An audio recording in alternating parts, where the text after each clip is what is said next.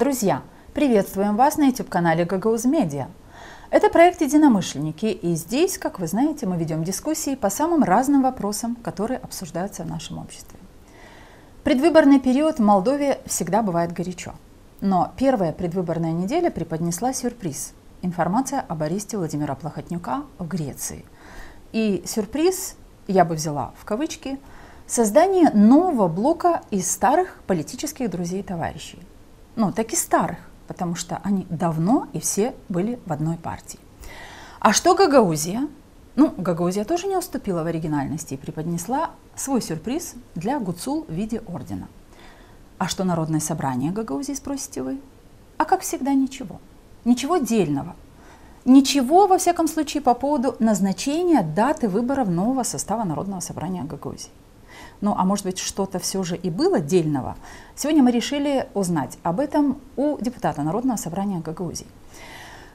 У депутата, который был не раз уже в нашей студии, ну и перед началом выпуска мы хотим с Еленой Карамитой ответить на ваш вопрос, друзья. Вы в комментариях пишете, что вы хотели бы видеть и других лиц Народного собрания Гагаузии.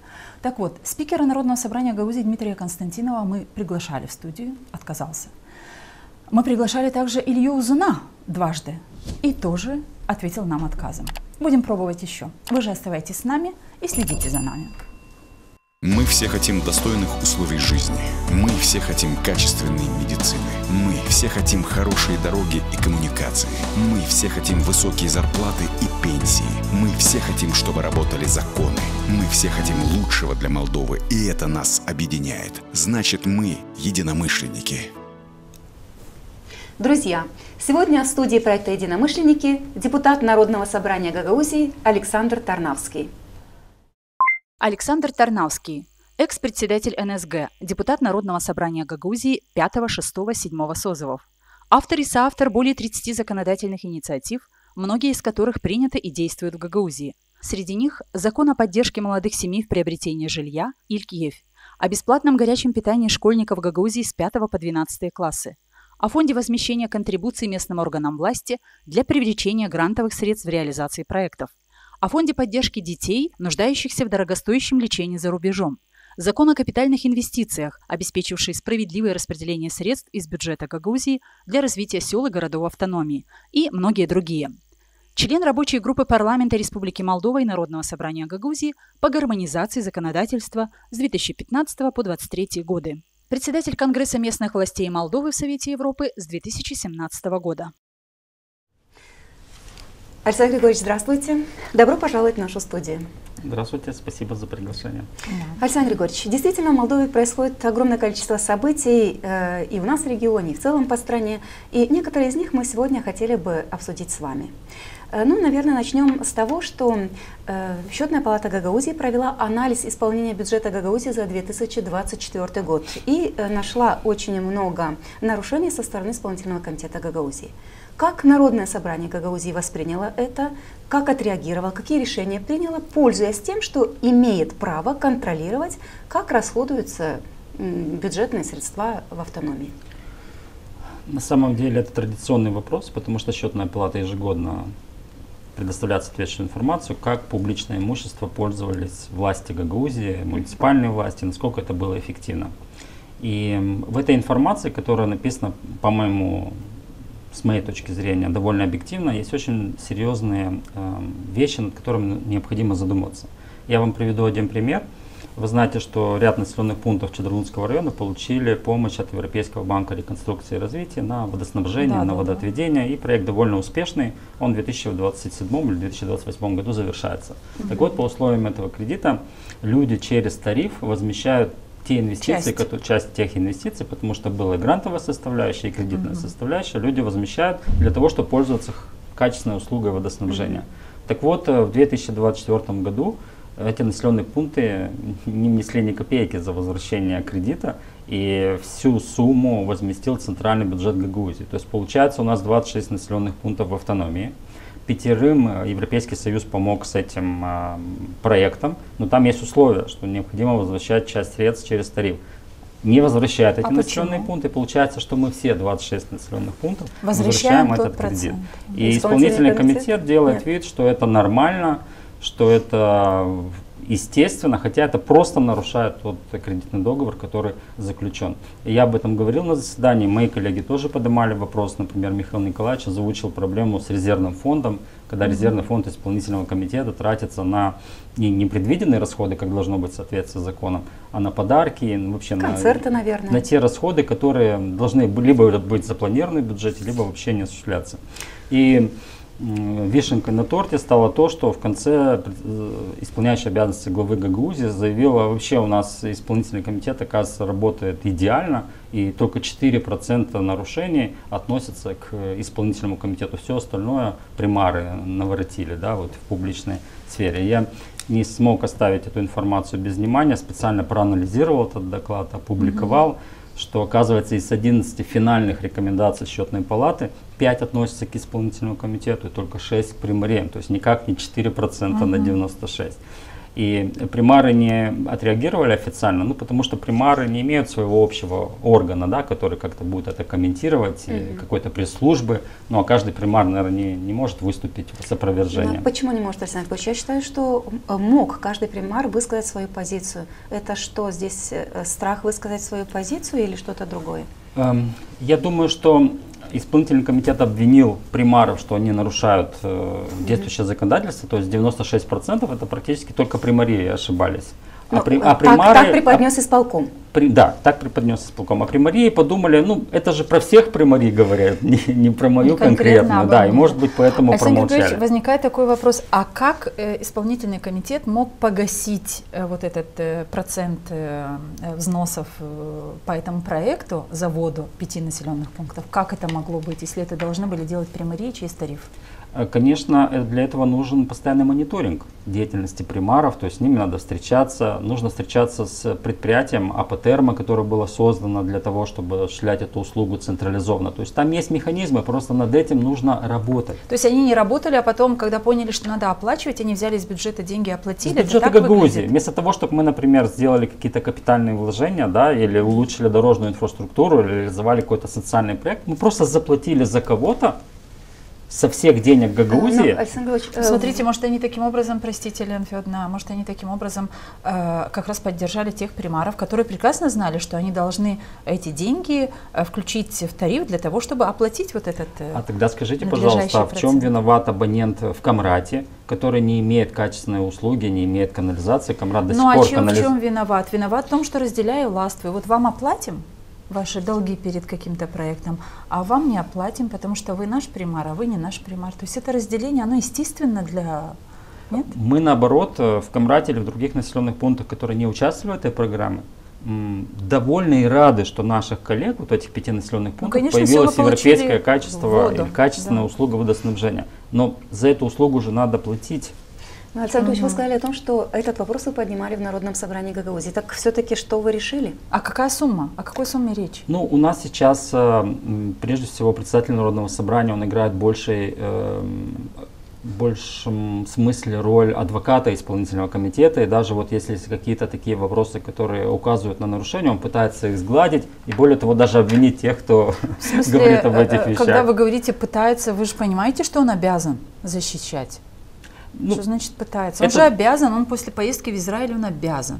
После поездки в Израиль они вот нашли общий язык, сконструировали этот исполнительный комитет, потому что там часть коллег инициированы Дмитрием Константиновым, и вот вся та гагаузскость, идентичность. Они отошли куда? Они отошли в сторону, потому что Дмитрий Константинов решил свою задачу. Он внедрил своих людей в исполнительный комитет, и сейчас не критикуется исполнительный комитет. Вы помните, мы с Михаилом Николаевичем 10 пунктов написали документально, какие нарушения действующего законодательства. К сожалению, коллеги не поддержали, но прежде всего это реакция председателя, который говорит о том, что нам не нужен конфликт.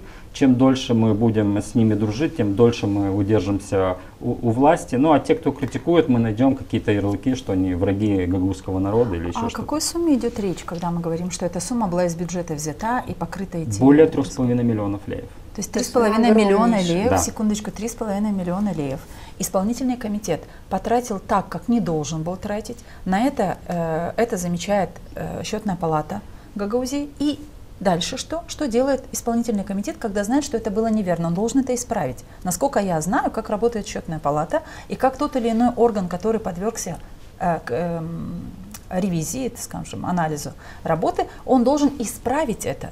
Как исполком, и сказал ли исполком, как он это исправит, как он вернет эти деньги? Исполком не просто не исправит эту ситуацию. Исполком официально заявляет, что это и не нарушение. Они же сказали, что у нас только 4%, то есть вообще нет нарушения. Они вообще это не восприняли как нарушение. Секундочку, вопрос вам как финансисту. Если они 3,5 миллиона лев использовали не так, как должны были, любое расходование средств проходит через Народное собрание Гагаузии. Они же не согласовали с Народным собранием, что они намерены делать вот такие перечисления? Нет, вот Народное собрание утвердило эти изменения в бюджете. То есть Народное собрание это санкционировало. Ну тогда согласилось какие тут претензии к исполнительному комитету? Мне кажется, что вот в 6-м созыве, Александр Григорьевич, мы очень часто слышали обвинения в наш адрес, что Народное собрание Гагаузии не может наладить контакт, не может отношения с исполнительным комитетом Гагаузии. Но сейчас мы видим, как вы сказали, Народное собрание Гагаузии, оно что делает? Оно сейчас выступает даже в роли адвоката, как вы выразились, исполнительного комитета Гагаузии. Это полезнее нашей автономии, когда Народное собрание Гагаузии занимает такую позицию, или разрушительно? Так предыдущая башкан Ирина Влах, она как раз перевернула эту ситуацию нормальную, когда две ветви власти, которые автономны, то есть законодательно и исполнительно, они конкурируют друг с другом для того, чтобы было нормальное развитие автономии. Не мешают друг другу, а конкурируют. Так вот, нам привили мысль, что свое мнение, иное мнение, чем у башкана или исполнительного комитета, это не конкурирование, а это палки в колеса. Это торможение развития Гагаузии. Вот сейчас нынешний исполнительный комитет, нынешнее Народное собрание в большинстве своем развивают эту мысль. За эти изменения в закон о бюджете, за закон о бюджете мы не голосовали, но у нас меньшинство. Вы не голосовали, но проголосовали люди. Да, проголосовало большинство, поэтому наша миссия в том, что даже будучи в меньшинстве, мы об этом публично говорили. Может быть, когда-то ситуация изменится. Все, что вам остается говорить. Да. Давайте пойдем дальше. Мы говорим об исполкоме, и хочется узнать ответ на вот такой вопрос, Александр Григорьевич. Вы, как никто другой, занимаясь финансами много лет подряд, и уже 12 год, да, вы работаете в Народном собрании Гагаузии, избираетесь, получаете доверие своих избирателей. Может быть, не всех, но всегда интересовал людей вопрос, почему у нас так много чиновников, сколько на содержание исполнительного комитета и депутатов тратится средств. Так вот, сейчас мы тоже хотели бы поговорить о том, сколько из бюджета средств уходит на содержание исполнительного комитета, и есть ли какие-нибудь анализы, выводы Народного собрания Гагаузии как законодательного органа по тому, насколько это эффективно. Почему? Потому что у нас есть, сейчас нет башкана, а есть исполняющие обязанности башкана. Мы помним то время, какое бы оно ни было, но мы помним, когда первые заместители, даже если вспомнить первого заместителя бывшего башкана, Вадима Чебана, который приходил на заседание Народного собрания, который приходил с какими-то своими предложениями от исполкома, что-то обсуждал с вами. И ты понимаешь, что да, этот человек, он думает так, как они думают командный исполком, но не зря получает зарплату, потому что их слышно, видна аргументация. Вот что Народное собрание Гагаузии, какую оценку, или давало ли Народное собрание какую-то оценку исполкому в лице, как минимум, заместителя Ильи Узуна, Виктора Петрова? Очень важный пласт проблемы на самом деле, потому что начнем немножко с предыстории. Вот когда был башканом Михаил Формузал, вопрос в таком контексте, он не был настолько сенсибельный, да, потому что тогда государство выделяло трансферты на количество чиновников. То есть Гагаузия имела энное количество чиновников и получала государственное финансирование с государственного бюджета Республики Молдова. И вопрос он не стоял с таким острым. Но в 2015 году была проведена реформа публичного финансирования, и сейчас каждый чиновник Гагаузии содержится за счет наших налогов. Поэтому этот вопрос очень важный для каждого из нас. У нас в структурах исполнительного комитета, тут важно отметить, что исполком это не третий этаж, где сидит глава Гагаузии и ее аппарат. Исполком Гагаузии это непосредственно исполнительный комитет, где глава Гагаузии осуществляет свою деятельность, и еще почти 15 ответвлений. Это управления различные разные. Главные управления, районные администрации. Так вот, совокупность у нас это региональное правительство в Гагаузии, оно больше, чем министерство в правительстве Республики Молдова. Это первое. Второе, у нас количество чиновников по штатным единицам вот в этом региональном правительстве почти 400 единиц. Из них, согласно отчету счетной палаты, больше 10% не заняты. То есть это вакантные должности. Которые потом будут использованы как премии. Этих людей нет. Так вот. Нет, они есть, просто невидимые. Ну, нету живых людей, они не занимаются, и, соответственно, формируется экономия фонда оплаты труда. Но эти же деньги потом уходят, как фонд оплаты труда. Да, они остаются и финансируются все равно на содержание органов управления. Так вот, вот эта структура исполнительной власти, расходы на нее превышают 70 миллионов леев в 2025 году. И я уверен, что эта цифра вырастет. И, кстати, эта статья расходов на содержание чиновников выросла на 7% по отношению к прошлому году. То есть весь бюджет вырос всего лишь на 4%. Но, Александр, мне кажется, что растет вот из года в год, если я не ошибаюсь. Безусловно. Так вот, мое мнение, да, по этой системе, что мы ни в коем случае не должны сокращать людей, которые работают в структурах исполнительной власти. Но важно, куда направить потенциал этих людей, потому что большая часть из них это настоящие профессионалы с большим опытом работы. И не виноваты эти люди, что им начальство не ставит задачи по развитию Гагаузии. И вот я всегда говорю, что в положении о каждом главном управлении красной нитью должно проходить, что это управление занимается привлечением небюджетных средств для развития. У нас в некоторых управлениях, в частности культуры, в сравнении, например, с районным управлением культуры Кагула или Хынчеш, тоже больших районов по населению, в 3-4 раза больше единиц. Но вот это у нас культура в Гагаузии не стала в разы развиваться лучше, чем в Кагуле. Да?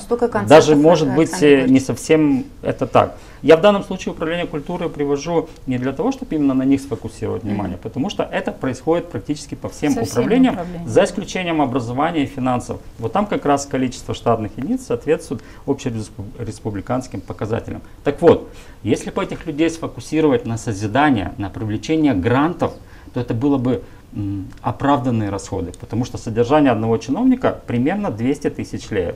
И я вот в своей передаче говорил о том, что вот программа «Зеленый дом», то, что государство, правительство выделяло гранты на поддержку энергосберегающих ресурсов. Жителей в стране. То есть семья, у нас сплошь и рядом эти люди, которые построили дом, хотят его утеплить, хотят поставить... Ну, хотят обеспечить экономию своих средств. Да, абсолютно верно, потому что дорогой газ, дорогая электроэнергия. Государство возмещало до 10 тысяч евро на эти расходы. Каждая семья, меня очень много людей встречали, Саша, ну как нам получить эти средства? То есть у нас нет людей, которые в Гагаузии могли разъяснить такие простые вещи. Вот я про это хочу сказать вам, уважаемые ведущие, что я в силу своих знаний собрал эту информацию, опубликовал, рассказал. Но у нас же есть специализированные органы, которые сотрудничают с правительством. Управление экономического развития, например, которые могли провести семинары с примарами. Примары, чтобы собрали жителей, разъяснили, какие документы. Не каждый умеет пользоваться компьютером, не каждый знает государственный язык. Александр Григорьевич, о чем вы говорите? Екатерина, вот я очень, потому что ваш вопрос, он очень точный. Эти чиновники нужны, но их миссия должна отдавать свои знания людям, оправдывать свою зарплату, которую им платят люди. Так вот, если бы каждая семья в Гагаузии по стране получила 745 семей, Гагаузия должна была претендовать на 30-40 семей, да, учитывая, что мы 5%. Я не знаю статистику, но я не удивлюсь, если Гагаузия или вообще не получила, или очень мало. Почему власть не сделала помощь этим людям, не разъяснила? Мы с вами коснулись только зеленой энергетики. Есть программы по возвращению людей диаспоры, да, есть программы стартапы, есть ОДА экономические. Откуда люди? Александр Григорьевич, вы сейчас говорите о том, что об этом нужно рассказывать людям. Но мне кажется, что исполнительный комитет как раз-таки об этом и не хочет говорить людям. Они же говорят о том, что центральные власти не могут наладить жизнь в стране, ничего хорошего в стране в Молдове не происходит. Поэтому, может быть, они замалчивают осознанно. Я впервые прочитала о том, что существует такой вот проект «Зеленый дом» только на вашей странице.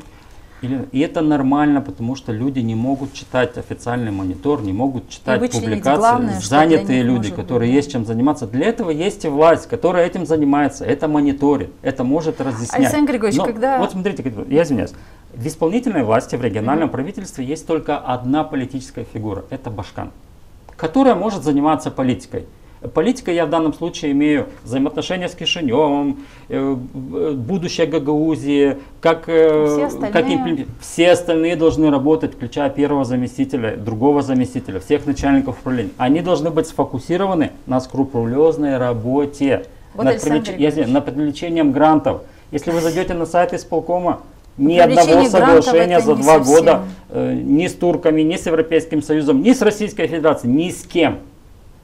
А тогда что за власть? Ну, потому что привлечение грантов не является приоритетом этой власти. А тогда зачем эта власть? Ну, потому что гранты это нехорошо. Гранты привлекают гранты предатели. Ну, это же вот, я же сейчас ничего не придумываю, это же так в Гагаузии принято размышлять о тех людях, которые делают какие-то проекты на грантовые средства. Это же предатели, потому что они работают с европейскими грантами. Нам не нужны европейские гранты. Нынешняя исполнительная власть, ее руководство поздравили Дональда Трампа с избранием президента США. Если Европейский Союз это враги и те, кто привлекает от них проекты, это враги, привлекайте американские гранты. Но кто против? Привлекайте гранты с стран Ближнего Востока. Но, по-моему, не только поздравили Дональда Трампа, еще написала Башкан Евгения Гуцул письмо Дональду Трампу, насколько я помню.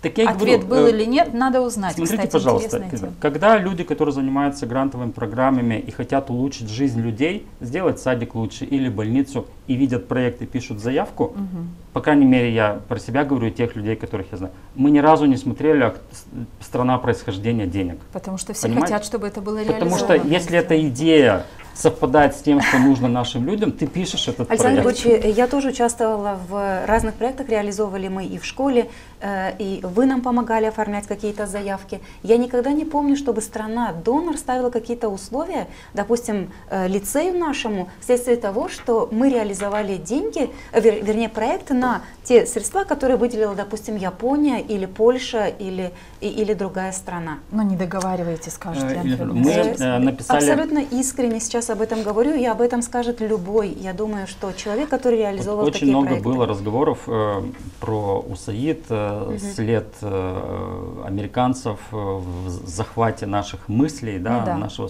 Вот мы в Камрате написали 2 проекта с УСАИД. Это машины по вывозу мусора, кстати, российские КАМАЗы. Которые куплены на американские деньги. На американские деньги. И второе, мы отремонтировали улицу Котовского в асфальте, где старый рынок. Все, кто мы работали над этим проектом, искренне вам говорю, нас не завербовали, нас ни разу не спросили вообще. Мы подали заявку, мы прошли тяжелейший конкурс, потому что участвовала вся страна. И мы благодарны этим людям, что они сделали какие-то услуги, когда наши жители могут им пользоваться. И до сих пор эти КАМАЗы, эти МАЗы вывозят этот мусор нашим людям и помогают чуть-чуть лучше жить. Я думаю, что ни один из директоров школ, где были реализованы очень много проектов тоже на деньги USAID, это и утепление зданий, это и санузлы, особенно санузлы, которые были в том числе на деньги американского посольства. Оснащение техническим оборудованием. И техническое оборудование, да, очень много школ же ведь было. Ну ладно. То есть, к чему мы, чуть-чуть мы в сторону, почему мы ушли? Что, ребят, если вы хотите помогать людям и развивать Гагаузию, то не нужно находить вот эти скобки. США, Европейский Союз или еще что-то. Просто работайте, чтобы людям стало жить лучше. А если просто работать, Александр Григорьевич, вот мы с вами говорили о исполкоме, говорили о ее деятельности. Прошло ровно 2 года с тех пор, как Гуцул стала Башканом Гагаузии. Я видела тот анализ, который провели вы о деятельности исполнительного комитета, то есть команды Гуцул за эти 2 года, и прочитала тот анализ, который сделала сама Гуцул, ну или вместо нее сделали. Почему такая разница в оценке того, что за эти 2 года сделано в автономии? С вашей точки зрения и с точки зрения Гуцул и ее команды? Посмотрите, пожалуйста, Елена Федоровна, у меня, когда я до того, как стал депутатом, меня всегда удивляло, что когда идет предвыборная кампания, нам приносят агитматериал. Да, очень красивый. Что мы сделаем? Не все так поступают. Я же говорю, это же нормальная демократическая норма. Потом проходят выборы, мы эти бумаги сжигаем или, каждый пользуется. Но самое главное, тот, кто пришел с этими обещаниями, он абсолютно потом не несет никакой ответственности, а что там было написано. Так вот, я когда стал депутатом, если что-то хорошее у меня и получилось, то это одно из этих. Я сохраняю эту бумагу, с которой я прихожу людям, и когда я отчитываюсь перед ними каждый год, я ее показываю. Наверное, так и должно быть везде. И на экране пишу, вот обещал это, сделал, обещал это, не сделал. То есть мне кажется, это искренне и правильно. Поэтому и глава Гагаузии, она такая же избранница народа с теми же обещаниями, которые она пришла к людям. Поэтому, когда вы завершаете какой-то период, необходимо отчитаться. Ну, понятно, что у нее сейчас по объективным причинам нет этой возможности, но тем не менее есть команда, которая могла это сделать. Так вот, в отличие от роликов, да, вот мое мнение, ваше мнение, Екатерина Федоровна мнение, у всех мнения разные, но есть цифры, есть документы. Я же сделал свой анализ не исходя из того, что симпатично мне Евгения Александровна или не симпатично. Я сделал из того, что обещано, выполнено, не выполнено. Когда из 19 обещаний, да, прошло 2 года, еще 2 года есть, но выполнено только 2, то возникает вопрос, а не было ли это обманом изначально? И более того, не было ли придумано, что нам кто-то мешает все время, чтобы это все реализовывать? Вы знаете, многие говорят, что ну вы же знаете, это с Российской Федерацией многие проекты должны быть профинансированы. Скажите, пожалуйста, Республика Молдова и Российская Федерация. Сложные отношения, не будем, это на поверхности, но они же сложились не за эти 2 года. Они давно очень непростые. Если вы хотели что-то помочь людям сделать с помощью Российской Федерации, 2 года назад была такая же ситуация сложная. Ни банковских отношений. Но они сложные с 2005 года, откровенно говоря. Но, между Молдовой и Россией. Попытки вот официально эти деньги ну, как бы передать, как другие фонды делают, такие попытки были? То есть вот для того, чтобы реализовать все эти проекты? Чтобы это сделать официально и легально, это должны быть межгосударственные отношения. Ну, да. Это должны быть отношения между регионами. Это, но не отношения между Иланом Шором и властью Гагаузии. Илан Шор это не Российская Федерация, не путайте с государственными институтами власти. Это часть мошеннической схемы международной, которая почему-то Гагаузия вот в эту сеть прыгнула. В истории жизни гагаузской автономии было и такое, когда как минимум Ирина Влах, да и Формазал, наверное, тоже, подписывалось очень много соглашений с какими-то регионами Российской Федерации. Помните, Ирина Влах ездила там, Огузмаркет хотели открыть, еще что-то, были какие-то такие и ничего этого не было сделано. Екатерина, смотрите, это и все равно это другое, потому что это были легальные отношения между, мы не говорим об эффекте. Это просто неисполненные обещания. Да, но были же, когда и Российская Федерация, регионы предоставляли зерно, предоставляли дизельное топливо, мы же это тоже помним. И музыкальные инструменты какие-то. Да, но это были отношения уровней власти официальные. А не сейчас, которые нам подменили отношения между структурами власти, отношениями человеком, который совершил здесь преступление, уехал в другую страну, с властью Гагаузии. Только я не понимаю, что в этой формуле власть Гагаузии. И что выигрывает от этого Гагаузия? Ничего не выигрывает. Это вот как раз этот анализ и показывает. Александр Григорьевич, небольшая пауза. Мы нашим зрителям скажем, что подписывайтесь на наш канал, друзья, если вы это еще не сделали. Если вам интересна эта дискуссия, поделитесь со своими друзьями, пусть единомышленников станет больше. И да, конечно, мы есть во всех социальных сетях, следите за нашей дискуссией. Но интересную арифметику я сейчас вывела, пока вы говорили вот за эти последние 20 минут, что мы ведем, первые, 20 минут, что мы ведем дискуссию в студии, вы сказали о том, что 400 чиновников у нас есть, которые являются региональной властью. Да? У нас на это тратится 70 миллионов леев, и поделив на 400, мы получаем, что каждый сотрудник приблизительно, да, каждый чиновник получает почти 15 тысяч леев в месяц, потому что вот... Нет, но это среднее. Смотрите, к чему я эту арифметику, Александр Григорьевич? То есть люди, которые проживают в Гагаузии, жители автономии, которые платят налоги, и которые, избирая власть, ожидают, что должны быть какие-то серьезные изменения в нашей жизни, иначе, да, почему люди разочаровываются от выборов к выборам? Потому что недостаточно избрать. Надо еще и проконтролировать. Надо еще посмотреть, а каков был бюджет тогда, когда они приходили к власти, а какой бюджет они оставили, а что с этими цифрами. И пока мы не научимся вот это делать, мы, жители, избиратели, граждане этой страны, жители автономии, мы не сможем избрать людей, которые смогут толково вести, управлять государственными делами в автономии, либо в Молдове. И вы задались вопросом, вы говорите, что на это тратится много денег, на содержание исполкома. Есть очень много вещей, которыми действительно, если бы исполнительный комитет управления и их специалисты занялись бы, то очень многие программы, которые в стране запускаются, они были бы известны людям, и люди пользовались бы, и было бы больше эффекта и для жизни людей, и для изменений в регионе. Но когда же им это делать? Если как минимум, вот я не готова сейчас... Не думала, что об этом будем говорить, но один из начальник районной администрации Вулканерского района, он у себя на страничке в Фейсбуке в день по 5 раз, может быть больше, не знаю, но 3-5 раз, он публикует уже на протяжении 2 недель одну фотографию Евгения Гуцул через каждые 3-4 часа. И я наблюдаю за этим, я думаю, что у этого человека, вот у него нет на странице, что делает райадминистрация для того, чтобы дела в Вулканерском районе были, шли лучше, или что они делают для людей, какие они принимают решения. Там только Евгения Гуцул, наш Башкан.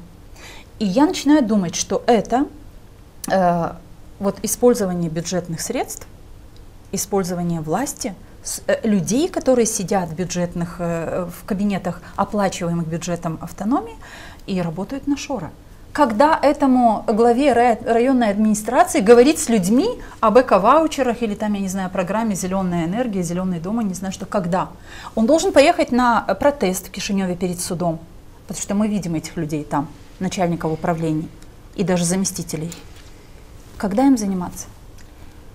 Единственное, вначале хочу отшлифовать, что 15 тысяч леев на содержание одного чиновника, не на зарплату, а это все расходы на содержание. Это и коммунальные услуги и так далее. И есть разные чиновники. Есть глава Гагаузии больше 30 тысяч леев зарплата, и есть госслужащий, который получает до 10 тысяч леев. Но надо подчеркнуть, что сегодня глава Гагаузии, как и Ирина Влах, получает больше, зарплата их больше, чем зарплата президента страны. Вообще зарплата как так получается? Главы Гагаузии, председателя Народного собрания, заместителя исполнительного и Народного собрания, я в том числе, очень серьезные заработные платы государство установило в районе не меньше 1000 евро. Это хорошая заработная плата для местных функционеров, поэтому такие деньги очень важно эффективно отдавать, отдачу.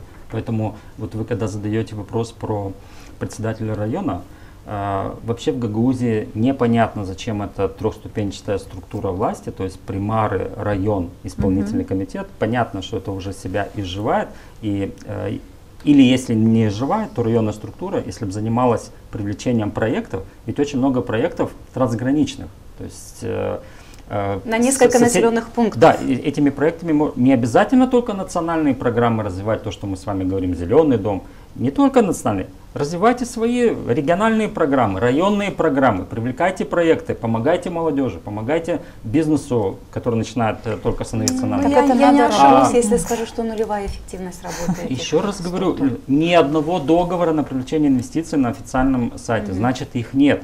Грантов нету на уровне Гагаузии, они только на уровне муниципалитета. А зачем их надо содержать? Так про это и речь, что вот чиновник, который глава районной администрации, получающий в год в районе 200-300 тысяч леев в год из бюджета, он должен привлекать минимум 2-3 миллиона леев небюджетных средств, чтобы оправдывать эти средства. Если мы спросим этого чиновника, а есть план социально-экономического развития Вулканерского района? То есть чем занимается председатель района, его структура? Какая стратегия развития у района? Над чем? Какие базовые стратегии? Да, какая миссия? Сложно сказать, есть ли этот вообще документ. То есть заниматься судебными разбирательствами Башкана, заниматься ее поддержкой через Facebook. Это нормальные человеческие вещи, но вы чиновник. Вы наняты на работу для того, чтобы помогать людям. Занимайтесь в субботу, воскресенье этими вещами. В рабочее время занимайтесь развитием района. Александр Ильич, я даже хочу продолжить эту мысль. Если сказать о ГРТ, я как-то просматривала на днях страничку ГРТ в Телеграм. Из 10 постов, новостей, минимум 8 или 7 кому посвящены Евгении Гуцул. То есть сейчас идет какая-то героизация Евгении Гуцул. Ее хотят нам все представить героиней, и ГРТ на это работает, и, как мы видим уже, главы районов, на это работают члены исполнительного комитета Гагаузии, на это работает Народное собрание Гагаузии. У нас даже есть одно видео, один фрагмент, если можно, давайте посмотрим.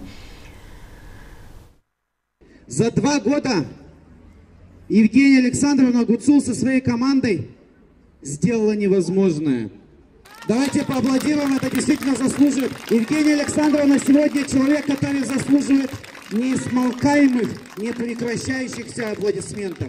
Человек, который показал пример не только Республики Молдова, но и зарубежью. Что такое настоящий патриот? 2 года бессонных ночей, практически не видев семью, она начала ездить по населенным пунктам. Было много сделано за эти 2 года. Было много очень инфраструктурных проектов. Также были социальные проекты внедрены в населенные пункты. Для чего вот это все делается, Александр Григорьевич? Вы сказали, что героизация происходит, образ героя. Создается. На самом деле, мне кажется, что это создается образ жертвы. И вот от этой жертвы выигрывают все, вот, кто вокруг Башкана вьется. Потому что сохранится финансирование, сохранится какие-то личные выгоды во всем этом. Проигравших будет только 2 стороны. Сама Евгения Гуцул, которая не знает, чем закончится вся эта судебная система, это судебное разбирательство, да. И сама Гагаузия. Других проигравших не будет. Вот все, кто там выступают, все, кто ее хвалят, они все будут выигрыши, но принесут ее в жертву. Вот вы сказали, что у чиновников довольно хорошие зарплаты установлены в нашей стране. Вот товарищ Кузнецов, который вот сейчас только что был на экране. Вот что он делает в Гагаузии и как Народное собрание, как минимум, у которого есть право дать оценку деятельности исполнительного комитета Гагаузии. Вот этот человек сначала был там где-то в пресс-службе или помощник Башкана, не знаю, а потом он стал работать в управлении внешних связей, насколько мы понимаем.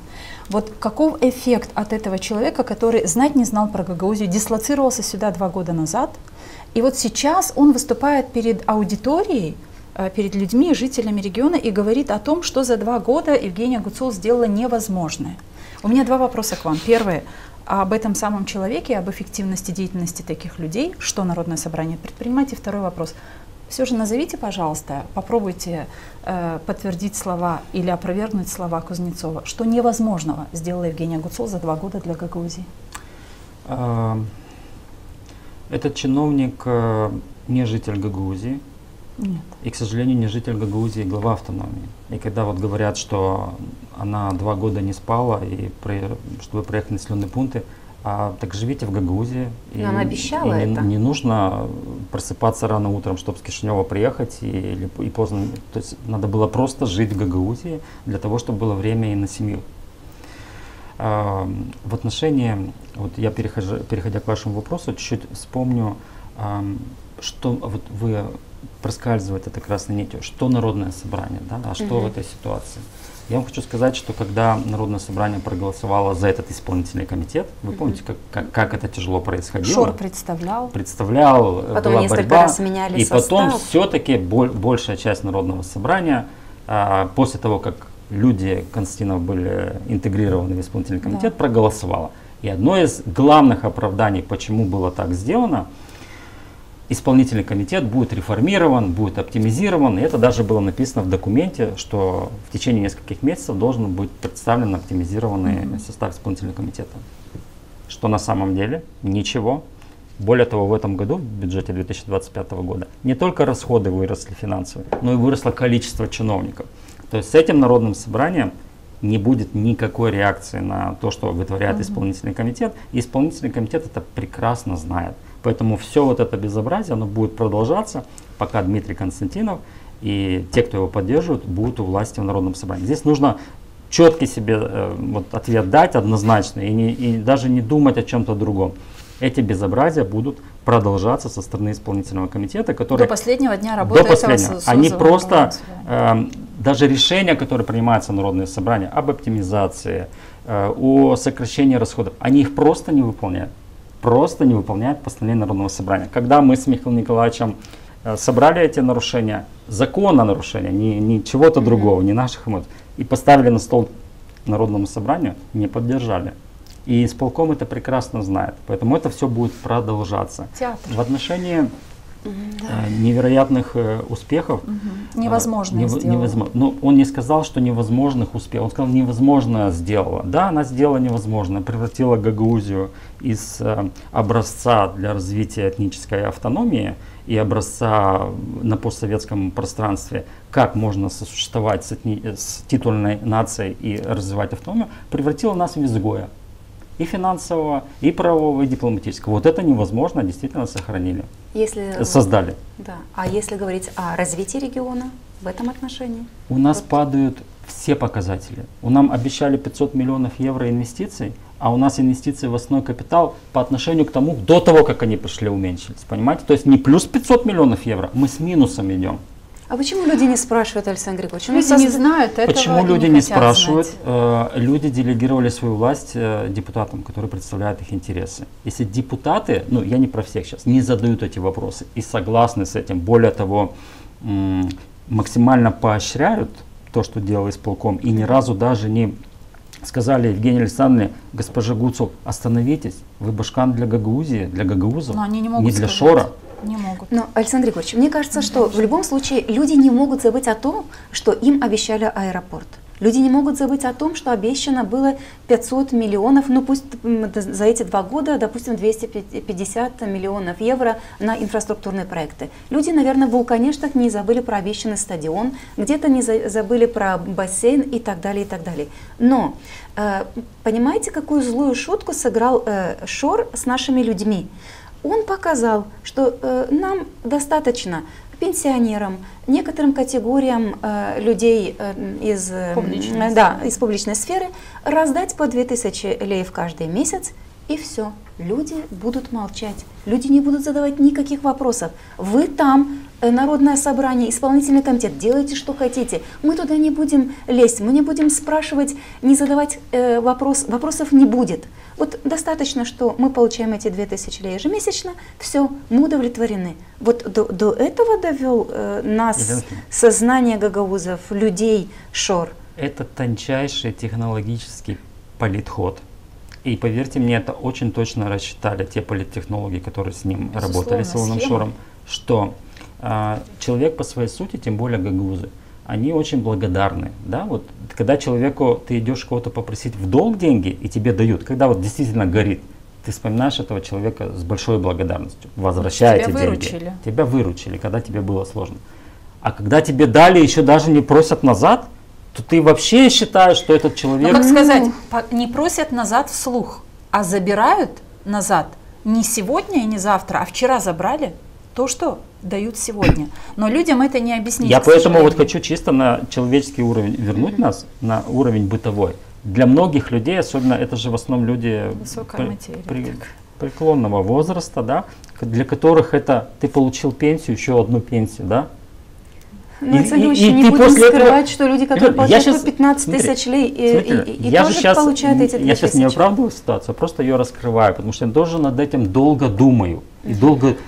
У меня в моей семье, в кругу самых близких такие же люди. Вот несмотря на то, что со мной сделали и как поступают эти люди, мои самые близкие люди, они рады тому, что получают вот эти финансовые средства. Я не могу этому дать Александр Григорьевич, так у нас получается, что нет, мы не находим, но не может не быть. То есть нужно найти, может быть, какие-то способы, как этим людям объяснить, что вы можете еще год-два получать это. Но, в общем-то, мы уже потеряли Гагаузию как таковую. Но фактически ее нет.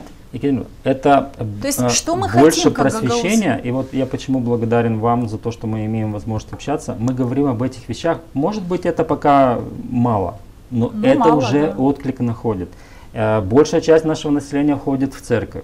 Там все время на службе батюшка говорит, что воровство это один из главных грехов человечества. Но это же своровали и помогают. Это же от дьяволов, по сути, если мы будем говорить на религиозную точку зрения. То есть об этом нужно просто говорить. Давайте скажем. Да, будут бить, да, будут топтать, да, будут признавать, что это враги.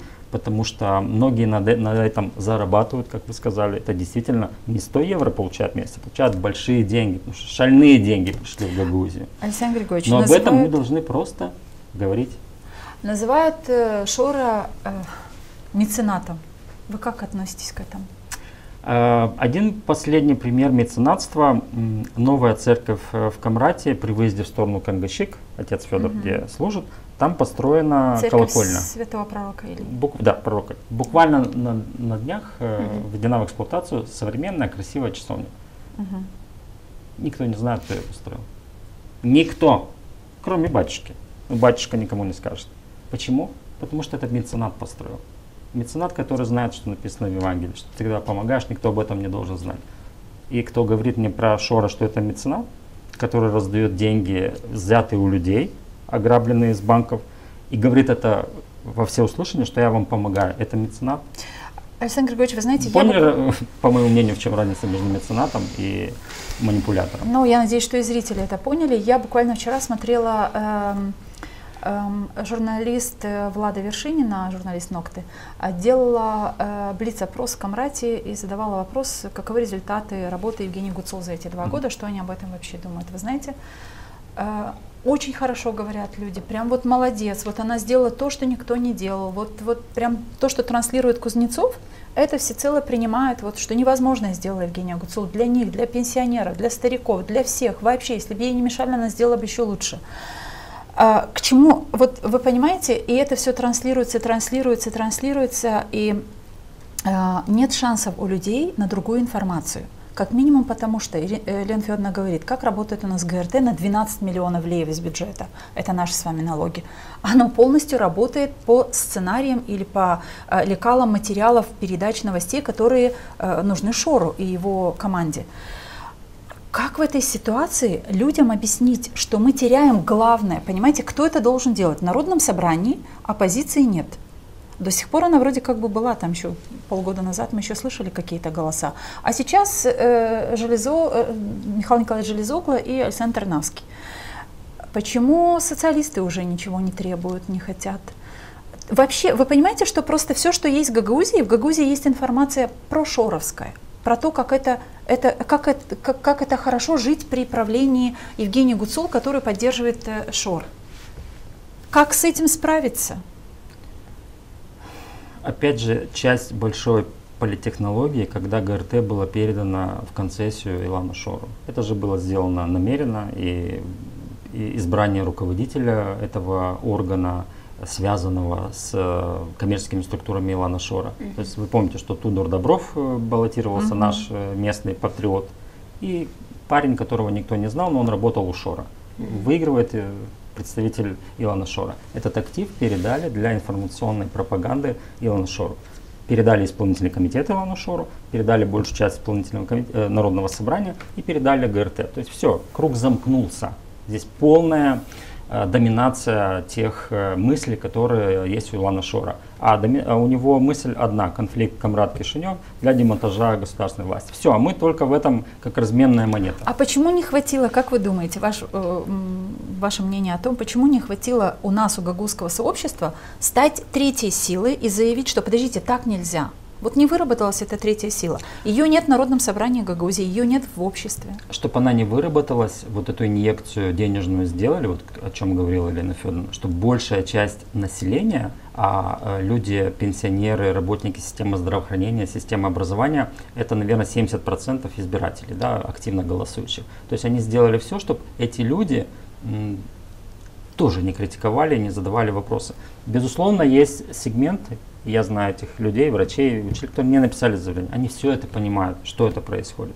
Есть те, кто написали заявление, тоже все понимают и подходят не публично, говорят мне: мы вас поддерживаем, держитесь, идите дальше. Но большая часть просто рады тому, что им помогают эти деньги, и они не задают никаких вопросов. В последние дни, вы наверняка тоже видели, проходит огромное количество акций по всем населенным пунктам, очень хорошо организованных акций, срежиссированных, с выбором тех, кто будет говорить, что будет говорить, где будет говорить. Люди в футболочках, подготовлены другие материалы, акции в кепочках, да, в поддержку Гуцул. У нас есть несколько фотографий, мы можем на них посмотреть. Мы видим здесь и первые лица Вот смотрите, два начальника управления, они бросили Да-да-да. свою работу, они акцию проводят. Вот, в течение заместитель. рабочего дня они, да, посмотрите, как одеты люди, футболочки, то есть в каждом селе подобрана группа людей, которая будет ходить от дома к дому, будет просить написать несколько строк в адрес ГУЦУЛ. На ваш взгляд, это что? Это подготовка к 5 августа или... А еще знаете, что мы помним, как Ирина Влах, когда издавала свою брошюру отчетную, да, как она там называлась, уже не помню, итоги работы за 4 года. Помните, это все делалось за деньги бюджета ГГУЗИ, да, Александр Григорьевич? Или я ошибаюсь? Уже можно комментировать, да? Да. Значит, Вот это за чьи деньги, как вы думаете? во-первых, у вас не возникает чувство дежавю, что мы где-то это уже видели. Я вас верну 5-6 лет, наверное, назад, второй мандат госпожи Влах. И ее предвыборная кампания построена вот точно на таких же маечках, кепочках, когда из дома в дом, чтобы выходили на выборы, помните эти ролики масштабные, работают одни и те же технологии. Схемы, вы правы. Это одна общая схема поддержки Евгении Гуцул. Я вам приведу один пример, когда у Александра Стоиногова, он был прокурором страны, и возникли сложности, когда его задержали. И мы ездили в Кишинев, вот так же перед зданием суда. Мы это те, кто его знали. Друзья, знакомые, близкие, с теми, кем он оставил в жизни какой-то важный след. Мы ездили просто поддержать. Но были другие. Вот такие же молодые люди, тогда это были социалисты, по-моему, молодая гвардия, тоже скандировали, тоже одеты, тоже мегафоны, все подготовлено. То же самое, что сейчас. То есть, но в конце остались только мы, которые близкие были к Александру Вы были без футболок? Мы просто были как его сторонники. И вот это ушло. То есть люди заработали там или что сделали, они ушли. У Евгении Гуцул ситуация хуже. Потому что если возле Александра Стоиногова остались те, кто действительно ему верили, доверяли и поддерживали, и которые в конце остались, а у нее, я не вижу этих людей, которые, вот я не вижу те, кто должны возле нее сейчас остаться, ее семью, ее самых близких. Ну почему? Семья бывает рядом на митингах, протестах, залах. Которым ничего от нее не нужно, только чтобы у нее все было хорошо. Самые близкие, самые близкие, рядом, потому это что момент такой, момент на грани трагедии. А мы видим, что вокруг нее вот так же продолжаются эти концерты, эти шоу, вот эти все продолжаются. То есть все то, что искусственно. То, что искусственно, и то, что ей вредит, а не поможет. И вот эти акции, поддержку ее, которые, они пластмассовые, они искусственные, понимаете? Ну это же видно. Они оплаченные, они никакой пользы ей не принесут. Вот вы они принесут, извиняюсь, пользу только тем, вот, кто этим всем занимается. Вы говорите о близких, я все же хочу подчеркнуть, в залах заседания судов не раз можно было увидеть близких и родных самой Евгении Гуцул. Я говорю про близких и родных, когда подсудимый и самые близкие сидят, и больше никого. Смотрите, Александр Григорьевич, у меня возникает такой вопрос. Почему вот в этих протестах перед зданием судов мы не видели, я не видела ни разу Константинова? Ему что, все равно, что делается с Башканом?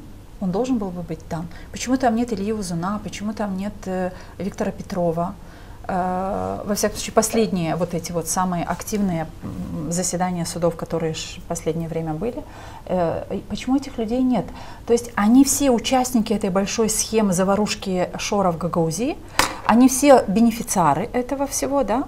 Но они подаль от горячего места, от Гуцул. Что это такое?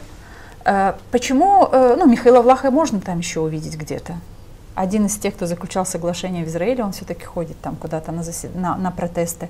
То есть, таким образом, не говорит ли это о том, что вот Константинова, в общем-то, с Евгенией Гуцул все, что происходит, ну и ладно, ведь на заседаниях Народного собрания не говорят о ситуации с Гуцул, да? Или я не слышала? Не было таких обсуждений на самих заседаниях? То есть нет позиции Гагаузии, давайте Башкана защитим. Даже еще одно. Почему мы не видим ту же Ирину Влах, которая очень хорошо знает гагаузскую автономию, она 8 лет здесь была Башканом. Почему она ни разу не вышла на такие митинги, либо не сделала свои какие-то большого политика заявления в поддержку Евгении Гуцул? Что за этим стоит? Во-первых, на этих митингах и не должно быть Дмитрия Константинова или заместителя председателя исполнительного комитета или членов исполнительного комитета, которые там бывают. У них есть работа, которой они должны заниматься. Вот то, о чем мы с вами говорили. Развивать ту отрасль, которую им доверили. Их там и не должно быть. В отношении Дмитрия Константинова. Я не знаю, почему он там есть или его нет, и какая у него вообще миссия, да, в этом всем. Но он один из тех, благодаря кому она находится вот в этом зале сюда, который вот сделал все так, чтобы вот эти нарушения множились и привели к тому, где находится сейчас Башкан Гагаузии. Ведь он ни разу не поставил препон, хотя должен был, в тех нарушениях, которые сотворила она и исполнительный комитет. И составом исполнительного комитета, и с бюджетом, и вот к этой любовью к Илану Шору. Мы всегда говорили до Евгения Гуцул, практически вся местная гагаузская элита, что Башкан должен жить в Камрате, что Башкан должен развивать все, что связано с гагаузским, и он должен быть независимым от политических партий Республики Молдова. Да? Это же все время транслировалось. Но Александр Григорьевич транслировал кто? Транслировал в первую очередь Илья Узун, если вы помните. Я говорю про всю элиту. Ну, в первую очередь. И смотрите. Да. При бывшем Башкане. Башкан Гагаузии не должен быть связан с политическими партиями Республики Молдова. Это был постулат для всех. Но Ирина Влах тоже была Что связана. случилось с Евгенией Гуцул? Она возглавляет список победы политической партии Республики Молдова. Дмитрий Константинов стоит с ней рядом на одной сцене в Москве. Как вы, вот, это лицемерие, как вас умещается? Это не лицемерие, это нарушение. Вы же говорили, что Башкан должен быть для гагаузов. Башкан должен быть независимым. Да? И вдруг она стоит рядом с политической партией республиканского уровня. Мне кажется, порой, вот в эти вопросы, которые мы тут с вами задаем, мне кажется, порой, вот когда вижу, особенно последние недели, месяцы, что происходит в автономии, мне кажется, что не выкарабкаться уже Гагаузии из вот этого болота, в которое нас затянул Шор. Нас, это не меня, не вас, не тех людей, которые могут анализировать, критически думать и понимать, чья нога насколько в это болото вступила. Не все так грустно, Екатерина Федоровна. Я вам один пример приведу. В Москве есть Сергей Гадержи, это официальный представитель Народного собрания в регионах. Я слышала его да? интервью. Есть второе знаменитое лицо, это доктор Митиш. Вы видели их хоть раз рядом с Шором? Хотя они все находятся в Москве. Нет. Он для них такая же токсичная фигура, как для нас. Об этом открыто Гайдаржи говорил, что Шор токсичная фигура. Официальный представитель Народного собрания считает токсичным Илана Шора и не встречается с ним нигде. А представители Народного собрания считают, что Илан Шор это благодетель. Вот я же говорю про болото, в котором... Я же говорю, что создали здесь я не про болото, я говорю про то, что есть вот такие гагаузы. Есть тот же Дмитрий Васильевич Крайтор, который возвращается с Стамбула. Есть многие другие гагаузы, которые здесь проживают, которые имеют свое мнение. Берем пример с них, консолидируемся. А куда возвращается Дмитрий Крайтор? Да. Простите. Пока вернулся в Молдову. Вдруг у вас есть больше информации. Нет, знаете, это чисто... Меня немножечко смущает, что за это время, может быть, он и не имел права, будучи дипломатом в другой стране, высказываться о ситуации в Гагаузии, но я ждала от него, что он все-таки свою позицию по отношению к тому, что происходит в Гагаузии, скажет. Но будем надеяться, может быть, сейчас, по возвращению в страну, он будет очень... А я, честно говоря, больше ожидал от других лиц, от башканов, вот, которые были в Гагаузии. Допустим, от Ирины Влах, 8 лет руководила регионом. Михаил Формузал, 2 года назад... Георгий Табунчик, то есть люди все в здравии. Они ни разу не сказали свою позицию, потому что произошло в автономии с избранием госпожи Гуцул. Ни разу. Мы требуем от простых людей. Вот хотелось бы услышать мнение Ирины Влах.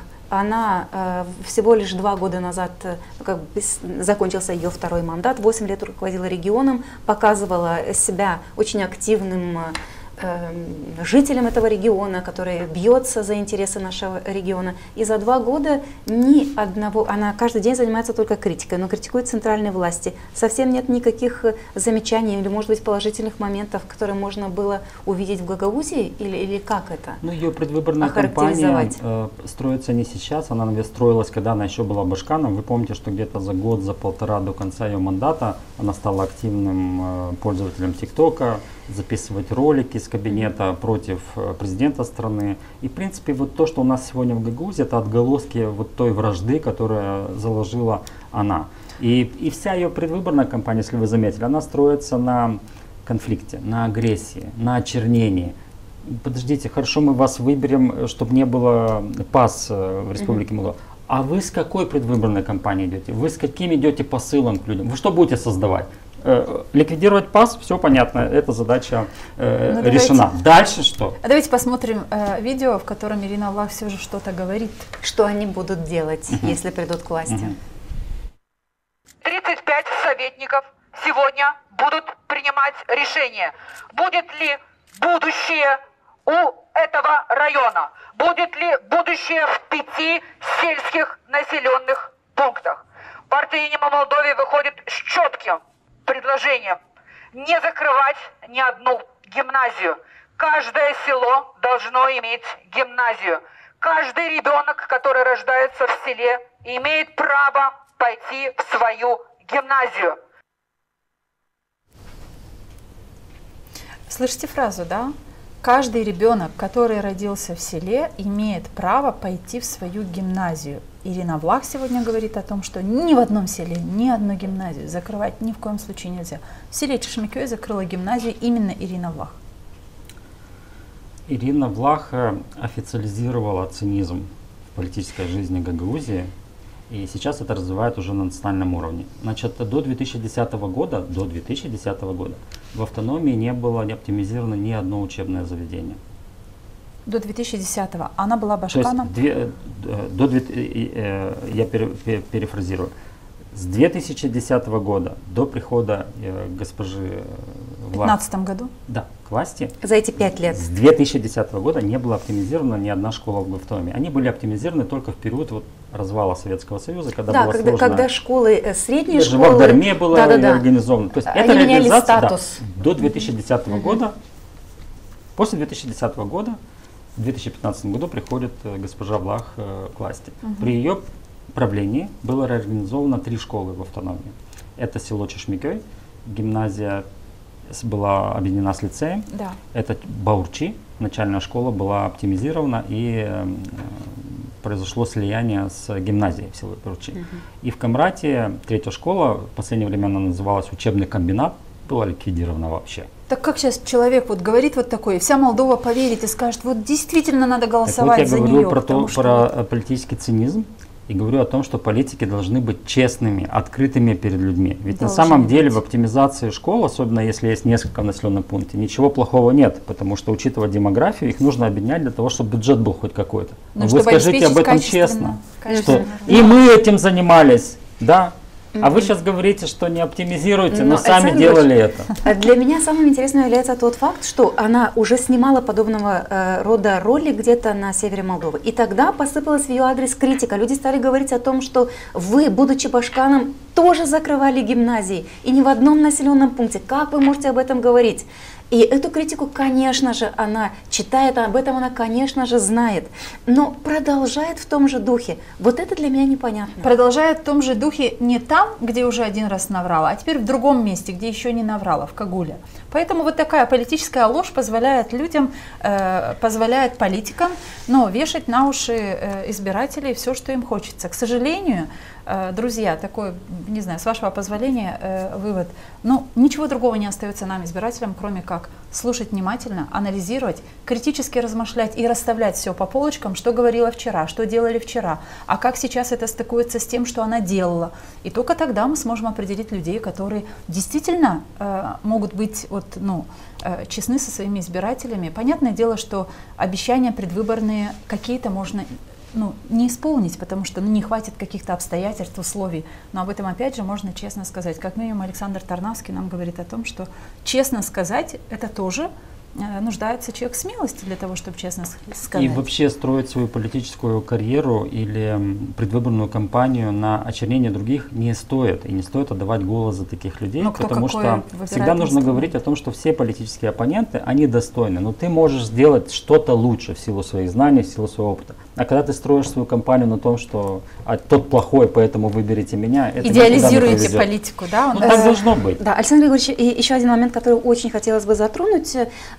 Исполнительный комитет Гагаузии сам принимает решение о том, что Евгения Гуцул должна быть награждена высшей наградой Гагаузии. Я не ошибаюсь? Орден Гагаузии получила Евгения Гуцул.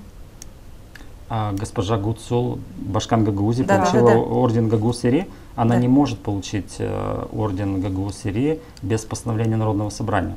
Но на заседании Народного собрания Гагаузии... Мы такой вопрос не рассматривали.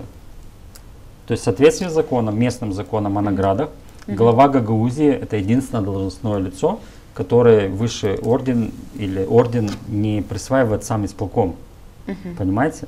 Для того, чтобы глава Гагаузии получила орден Гагаузии, должно быть проголосовано это на Народном собрании. Ну вот был же Илья Узун на заседании Народного собрания Гагаузии и демонстрировал вот эту медаль. Ну это что-то, Это было... наверное, просто не знают закон. За особые заслуги в социально-экономическом развитии, значительный вклад в укрепление АТО Гагаузия, проявленную самоотверженность, патриотизм и верность гагаузскому народу, сохранение национальной идентичности, культурного и исторического наследия, а также за принципиальную гражданскую позицию. Наградить орденом Гагаузии Гуцул Евгению Александровну. Зачитал текст постановления Узун. Это постановление исполнительного комитета Гагаузии. Смотрите, пожалуйста, значит, в соответствии с законом все награды в автономии предоставляются согласно постановлению главы Гагаузии. То есть это ее полномочия в соответствии с законом. Есть единственная ремарка: если дают орден самой главе Гагаузии, то это оформляется постановлением Народного собрания. Постановления Народного собрания о награждении госпожи Гуцул не было. Тогда у меня вопрос. Такого постановления в Народном собрании Гагаузии не принято. Узун объявил о том, что орден, вот он, зачитал, подписал и вручил, практически передал там, что Народное собрание должно привлечь к ответственности господина Узуна, который исполняет обязанности башкана. За превышение полномочий. Ну это просто незаконно, конечно. Но я еще раз повторяюсь, мы написали 10 таких же нарушений по исполкому, но пока никто не отреагировал. То есть вы понимаете, этого ордена, его нет. И госпожа Гуцул, я не знаю, ей не надо его принимать, потому что это еще один предмет для дискредитации гагаузской автономии и, в принципе, дискредитации ордена. Но не скупится Илья Узун для дискредитации гагаузской дискредитации ордена. Александр Николаевич, как-то один из гагаузских писателей, я читала это четверостишее, возможно, и вам, может быть, не дословно скажу, но написал следующее. «Бенім мали алды бана сандали, олсам бір башкан, верджам она медали». Да, нужно переводить? Понял. Вы да, все поняли, Александр Николаевич. То есть получается, бабушка что... дала сандали, а башкан дала медаль. Если бы он был башканом, он бы вручил бабушке медаль. То есть не кажется ли вам, что медали в Гагаузии и ордена стали со времен благ вручать как что-то вот, да, просто поощрение, поддержка здесь, от того или иного башкана? Здесь важный принцип в другом. То есть это как бы отчет у башкана за 2 года. Кто-то считает, что она очень много сделала, кто-то считает, что она вообще ничего не сделала. Да? Это мнение. Если большая часть Народного собрания считает, что госпожа Гуцул, герой нашего времени, сделала очень много для Гагаузии и за это проголосуют, мое личное мнение, я, конечно, голосовать не буду, но это мое мнение как депутата.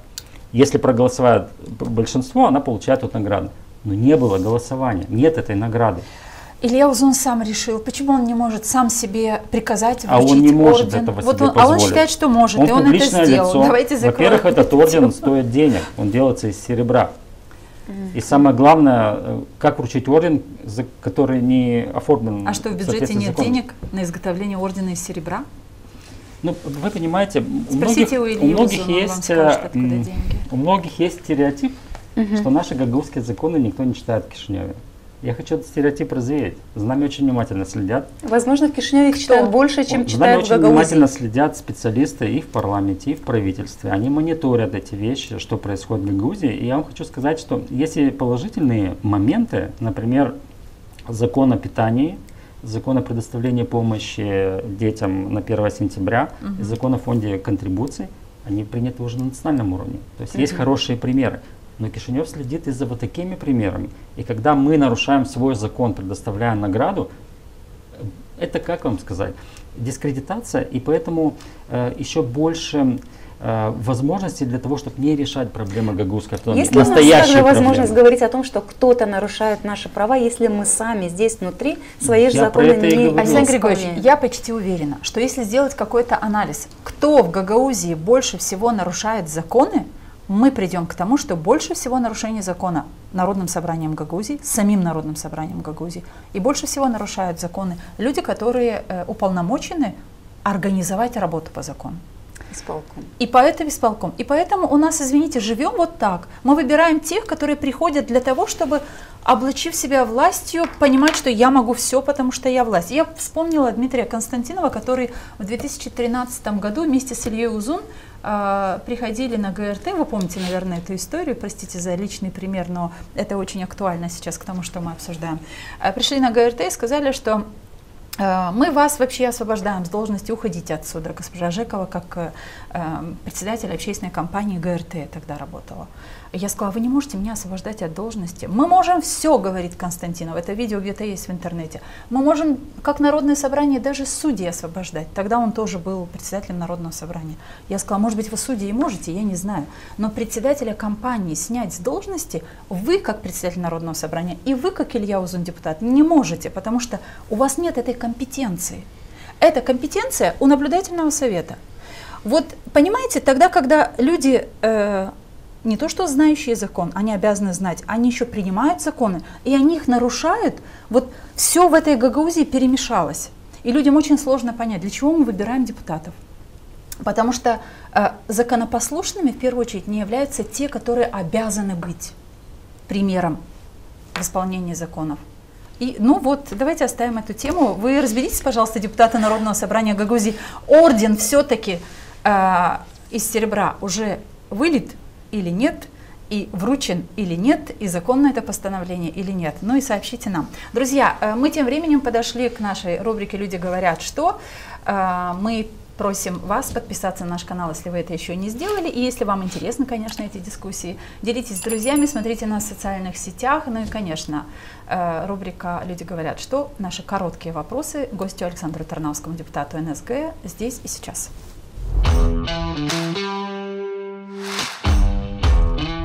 Люди говорят, что...